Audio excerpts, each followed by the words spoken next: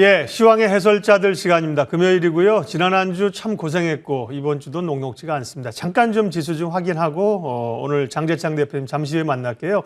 지수는 2937 여전히 0.8, 코스닥은 0.9 정도 밀려서 가고요. 외국인들, 기관들 수급이 좀 기관들 수급이 들어올 줄 알았는데 외국인들, 기관 매도가 오늘도 거셉니다. 네, 오늘 시황 흐름들 그리고 섹터 전략 오늘은 좀 집중적으로 살펴보도록 할게요. 인머스트 투자자문 장재창 대표님 모셨습니다. 어서 오십시오. 안녕하세요. 이제 뭐 긴축과 금리 인상, 인플레이션은 사실은 시장의 상수에 가깝다. 그렇죠? 네. 네. 금리가 이제 여기서 뭐 내리지는 않을 거잖아요. 그렇죠. 상수에 가까운데 거기서 어떻게 그걸 감안하면 어떻게 전략을 짜야 되느냐. 이게 중요한 거예요. 그런 얘기를 좀 하겠습니다. 미국의 긴축은 미국도 미국이지만 사실 불똥이 다시 이머징 국가들로 튀면서 선진 국가 이머징 시장의 양극화가 해소되는 게 아니라 더 강화될 수 있다. 이런 우려도 나옵니다. 어떻게 보세요?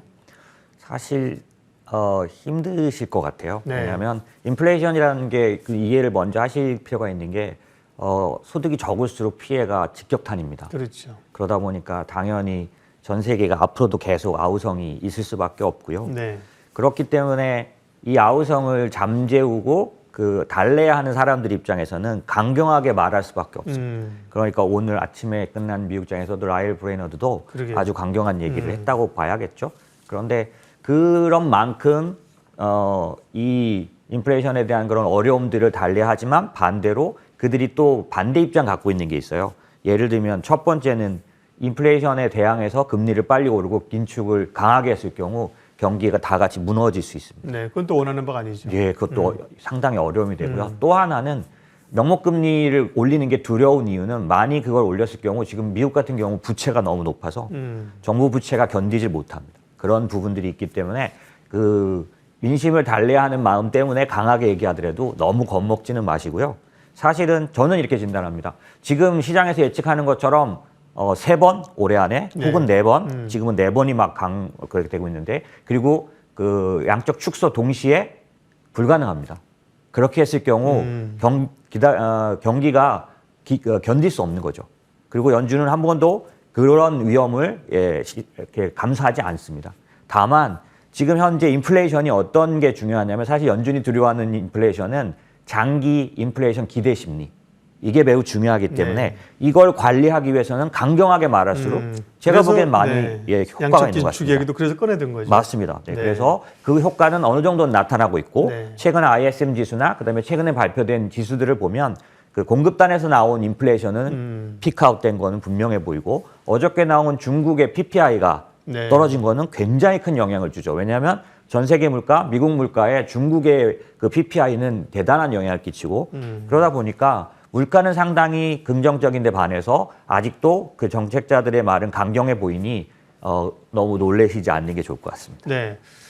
오늘은 메인 섹터 얘기를 하겠다고 했는데 그 전에 잠깐 좀 드린 질문에 대한 답을 제가 어찌는 못해 조금만 더 얘기를 하게 되면 작년에 뭐 선진 시장이 잘 갔고요. 우리를 포함한 이머징 시장이 약했는데 올해는 그 격차가 조금 해소되는 거 아니야 그랬는데 지금 상황은 다시 이머징이 어려울 수 있다. 우리가 이머징이 속해 있으니까. 맞습니다. 그럼 네. 한국 증시는 작년처럼 미 증시랑 차별하면서 어려운 거냐? 혹은 좀 작년과는 좀 다르다. 수출도 되고 네. 이런 시각도 있는데 대표님 생각은 어떠십니까? 사실은 작년과는 완전히 달라진 게 공급망 관련된 문제일 네. 것 같습니다. 지금 오미크론이나 이런 거에 의해서 아직 정확하게 다 나오진 않았지만 생각보다 공급망 병목 현상이 지금 나오는 지표들처럼 꺾인다면 한국에게 있어서는 상당히 긍정적이다. 라고 생각은 들고요. 다만 말씀하셨던 그런 긴축의 속도가 빨라지는 그런 부분들은 과거에는 어땠냐? 신흥국에게 아주 강력한 어떤 그런 어려움이 되긴 했고요. 근데 그 시점이 중요합니다. 네. 정확하게 지난번에 2017년도에 양적 축소 QT를 발표했을 때 그 시점에 신흥국이 나빠지지 않았어요.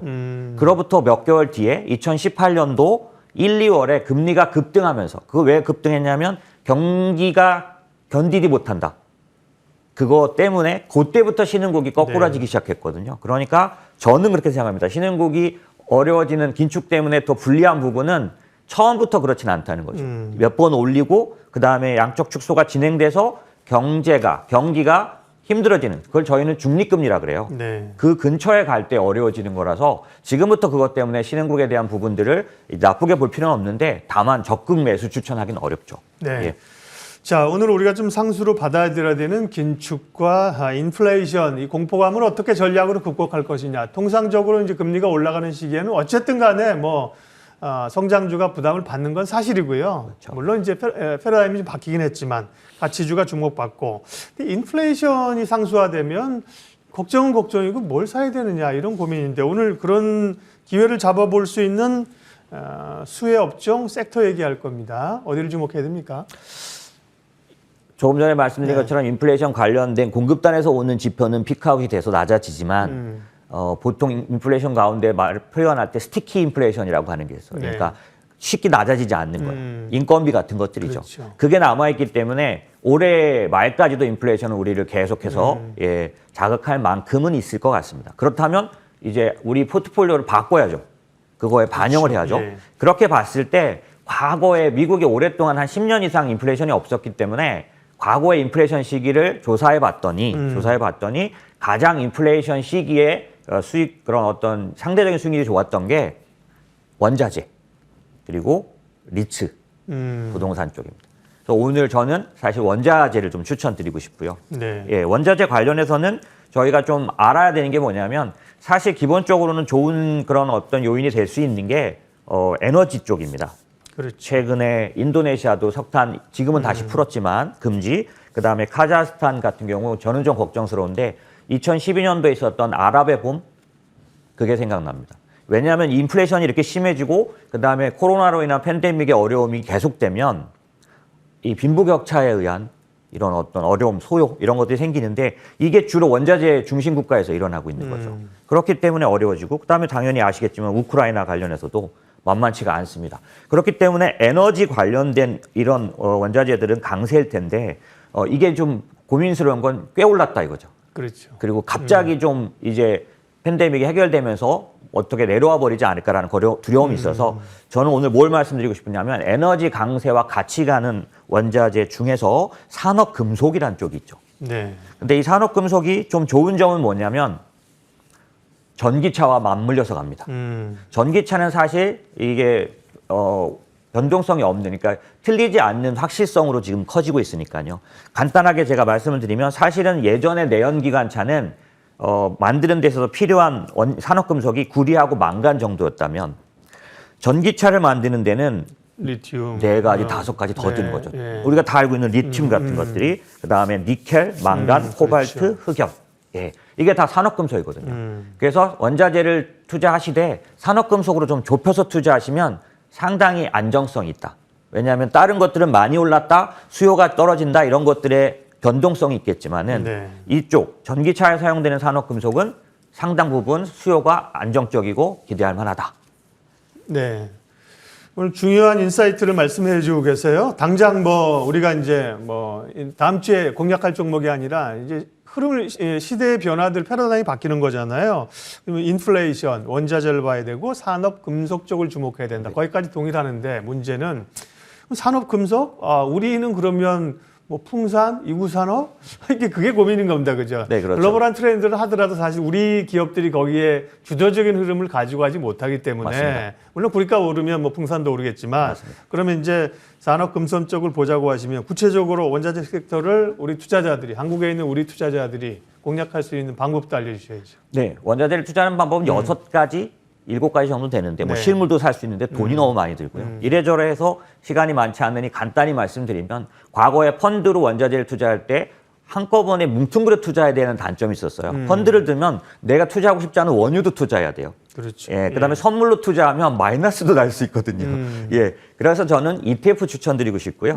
이 글로벌 ETF를 투자하신다면 미국 ETF에는 산업금속만 투자하는 티커로 PICK라는 요게 있고 저는 오늘 전기차 관련된 산업금속만 말씀드렸잖아요. 네. 여기로 좁힌다면은 또 하나의 그런 ETF가 요즘 최근에 나와가지고 아예 좁혀서 투자할 수 있는 그런 투자 방법이 나왔는데 제가 긴장하는 바람에 이 이름을 네.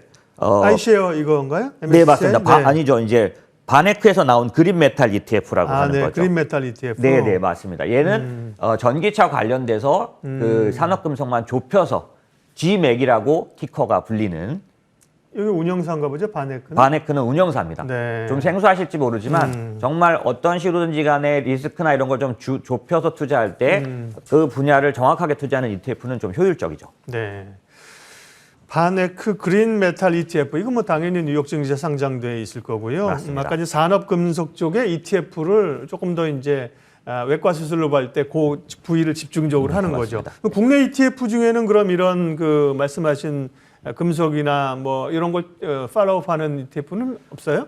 있는데 네. 하나하나씩 투자합니다. 국내 건 아쉽게도 네. 구리 뭐 이런 식으로 나눠져 있습니다. 그래서 아시다시피 투자라는 게 걔가 어떤 관심을 받아서 확 올라가 버리면 그 상황에서 걔를 사서 좋다고 들고 있기가 어려우니까 그렇죠. 네. 지금 제가 말씀드린 것처럼 이 산업금속 내에서 전기차 관련 그런 메탈만 한꺼번에 투자하는 게 좀 많이 오른 것도 있지만 그렇지 않은 것들도 있어서 상당히 안정적이면서 상당히 괜찮은 수익을 낼 수 있는 거죠. 네. 바네크 그린 메탈 ETF. 이건 또 특이하네요. 주로 이제 전기차 쪽에 합니다. 필요한 그런 산업 금속 이런 쪽의 기업들만 집중적으로 사는 맞습니다. 겁니다. 네. 주목해 보겠고요. 원자재, 그다음에 에너지, 산업 금속이었고요. 그리고 어쨌든 저희가 오늘 타이틀을 다뤘는데 시장은 어렵지만 숨겨져 있는 또 담을 만한 섹터가 뭐가 있을까라는 주제를 다뤘는데 그에 부합하는 히든 업종 섹터는요. 한꺼번에 하락을 해서 성장주에 속해 있기 때문에 그럴 거라고 보는 영역이 있는데 네. 그게 신재생 에너지 관련된 쪽입니다. 최근에 신재생 에너지 재미없었죠. 네. 네, 특히 이제 저는 오늘 미국에 좀 국한해서 말씀드리고 싶은데요. 왜냐하면 미국이 훨씬 더 치명타를 입었어요. 신재생 관련해서는. 왜냐하면 돌발 변수, 조맨친입니다. 사실은 아무도 생각지 않았던 돌발 변수 때문에 네. 바이든의 마지막 그 법안에 인프라 브레이크를 정책이 건 부분이죠. 못 나오고 있는 중이죠. 네. 그렇게 시간을 끄는 동안에 작년 12월 말에 캘리포니아는 미국에서 가장 중요한 그런 친환경 에너지, 신재생 에너지의 중심 지역인데 그쪽에서 법이 하나 나왔어요. 그게 뭐냐면은 태양광 관련해서 보조금 없애겠다는 거죠. 이것 때문에 그냥 태양광 관련된 글로벌 미국 중심의 주식이 와장창 떨어졌습니다. 예, 그런데 그럼 그걸 투자하라는 얘기냐? 예, 그렇게 떨어져 있지만 최근에 어떤 소식이 나왔냐면 새로 이제 최근에 이 나온 뉴스들을 보면은 이 부분에 대해서 보조금 없앤 부분을 바꿀 수 있다고 주지사가 이제 조금씩 말하기 시작했다는 거고, 그다음에 제가 보기에는 바이든의 이 인프라 정책은 통과 안 될 수 없는 게 사실 사활이 걸려 있습니다. 그렇기 때문에 아마도 시차를 두고 통과될 건데 최근에 제가 뉴스를 접한 거로는 조맨친도 1월 초에 이제 다시 얘기가 진행되고 있다는 얘기를. 민주당 상원은 아니에요? 맞습니다. 네. 맞는데도 지금 상당히 딴지를 걸고 있는 거죠. 그래서 그런 면에서는 상당 부분 가능성이 있는 편이고, 만약에 이제 요 법안이 이제 바이든의 그러니까 그 법안이 통과됐을 경우에는 어떤 정도 되냐면 태양광 같은 경우에는 연평균 성장률이 19% 예상했는데 23%까지 올라갈 수 있는. 네. 예, 그런 정도의 어떤 장점을 갖고 있고, 아까 말씀드린 대로 악재 때문에 빠져 있는 상황이지만 나오는 정책 뉴스로는 충분히 가능성이 있다. 그렇기 때문에 이쪽을 좀 노려서 투자했을 경우에는 이거는 사실은 정책 관련된 움직임이기 때문에 기대할 수 있다. 이렇게 볼 수 있죠. 신재생 에너지는 아직까지는 경쟁력은 없기 때문에 사실은 보조금이나 지원을 해줄 수밖에 없는 상황이죠. 그걸 그렇죠. 끊겠다고 하면 이 수익줄 가위로 잘라버리겠다는 거 똑같은 얘기인데, 그죠? 예. 그러면 어쨌든 정책 때문에 흔들렸고 주가도 밀렸는데 변화가 좀 있고 역시 기대할 섹터이다, 신재생 에너지는. 네. 그럼 미국 중심으로 해서 신재생 에너지도 여러 섹터가 있지 않습니까? 지금 태양광 얘기하셨고, 풍력도 있고, 수소도 있고, 이후에서는 요즘 이제 원자력도 다시 친환경으로 친환경으로 분류하고, 분류죠. 예. 네. 어떤 쪽이 좋습니까, 그 가운데? 이것도 좁혀서 투자하시면 조금 더 안정적인데 예. 태양광입니다. 태양광은 왜냐하면 기존의 화석연료에 들어가는 비용을 그 임계치를 넘어섰어요. 이제 덜 드는 거죠. 아, 그래요? 미국에서는 특히 캘리포니아에서 이쪽 그 지원금에 의해서 어느 정도 성장을 하긴 했지만 현재 상태는 충분히 대항할 수 있는 가격까지 떨어졌습니다. 네. 다만 아까 말씀드린 보조금 무슨 얘기냐 그러면 그 보조금은 뭐냐면 이 가정이 태양광을 사용해가지고 얻은 에너지를 남으면 팔 수 있었어요. 그 에너지를 사주는 법이 있었거든요. 그걸 바꿔서 이제 거꾸로 그렇게 내 남은 에너지를 사고 파는 사람은 매달 세금처럼 비용을 내고 그걸 할 수 있게 하겠다는 법이 나와서 떨어졌던 거거든요. 결국 뒤집어 말하면 태양광 자체의 가격 경쟁력은 이미 임계치를 넘어서서 중요한 얘기네요. 예, 괜찮은 상태입니다. 특별히 이제 다만 지금 미국이 고민하는 건 그 태양광이 지역적으로 좀 유리한 지역이 따로 있기 때문에 사실 사용은 서부 동부가 많이 하는데 가장 유리한 가격 단가는 중부에서 나옵니다. 그걸 전송하기는 어렵죠. 그렇죠. 네. 그 기술이 또 저희의 관심사죠. 예. 예. 그건 이제 그리디 페리티라 그러던가요? 태양광 맞습니다. 소위 이제 브레이크 이븐을 갈 수 있는 미국 쪽에서는 태양광이 그러면 사실 돈 먹는 하마가 아니라 이제 돈이 되는 쪽이네요. 그러면 미국 시장 먼저 얘기를 하고 있으니까 그쪽에서 태양광 쪽도 그러면 개별 종목은 사실 뭐 소확겜이라도 어려우실 테니까 역시 ETF 공략이 좋습니까? 네, ETF로 하시는 게 좋은 이유는 사실 대표적인 기업들은 있는데 항상 산업을 투자할 때 초반에는 산업 전체를 투자하는 게 훨씬 더 위험은 낮고 수익률은 높은 편이고요. 이게 산업이 어느 정도 발달돼서 이 일반 대중화율을 갖고 저희는 따지는데 대중화율이 30% 이상 넘어가면 그중에 대표 종목을 투자하는 게 더 좋습니다. 네. 하지만 그 전까지는 이 한꺼번에 섹터 전체에다 투자하는 게 훨씬 더 유리한 거죠. 산업이 개화하기 전에는 사실은 누가 주도주가 누가 튀어올지도 모르니까. 정확하신 말씀이죠. 그렇죠? 덩어리를 사는 게 좋다는 맞습니다. 말씀이시죠. 맞습니다. 예. 그럼 ETF 주목할 만한 쪽은요? 태양광만 살려면 TAN이라고 네. 아예 태양광 관련된 ETF만 하고 있고요. 사실 그거 말고 태양광을 포함하지만 태양광이 주도권을 갖고 있는 ETF는 좀 큰 것들이 많이 나와 있습니다. ICLN이라든지 QCLN이라든지 PBW라든지 이런 것들이 좀 대표 신생에너지 전체를 투자하는 방법이고요. 조금 전에 관심을 보여주셨던 박사님 관심 보여주셨던 그 그리드 관련해서 스마트 그리드 요거 관련해서는 GRID라는 ETF가 굉장히 좋은 투자 대상이 되십니다. 네, 주목할 미국의 신재생에너지 ETF 보여드리고 있습니다. 티커라고 하는 게 이분들은 이제 닉네임 같은 겁니다. 그러니까 우리는 종목 코드입니다. 하는데 티커라는 게 여기 참 굉장히 확연하게 눈에 띄는 것 같아요. 맞습니다. 네, 봐서요. 이렇게 운용사들하고요, ETF 관심 있는 분들은 보시고요. 어쨌든 오늘 말씀하신 인플레이션을 상수로 받아들이면서 원자재 그 가운데 뭐 희귀 산업금속 그다음에 또 신재생에너지 쪽 핵심 기업들이 안타깝게도 사실 미국에 있으니까요. 그렇죠. 그쪽 ETF로 가는 거고 다만 또 미국 주식 투자, 미국 시장을 아직까지 어려워하는 분도 있고 국내에도 사실은 신재생에너지 이런 쪽은 정책적으로 관심이 많은데 주가 눌려 있지 않습니까? 맞습니다. 국내에서 이쪽으로 전략이나 유효한 기업 좀 알려주세요, 섹터나. 워낙 저희도 강국인 영역들이 있습니다. 예를 들면 수소. 그렇죠. 수소는 저희가 상당히 강한 편이죠. 그래서 그렇게 말하면 한화 같은 데가 당연히 좋은데요. 사실 저는 오늘 다 아시니까 종목보다는 지금 현재 관심사가 이제 텍소노미라는 개념이 있지 않습니까? 그 ESG를 그게 뭐냐면 이제 친환경 에너지라고 분류하는 기준을 정하는 겁니다. 그러니까 지금 요즘 박사님 좀 전에 말씀하셨던 원자력과 천연가스를 과연 친환경으로 볼 거냐 아니면 기존의 에너지로 볼 거냐 요걸 정하는 게 텍소노미고요.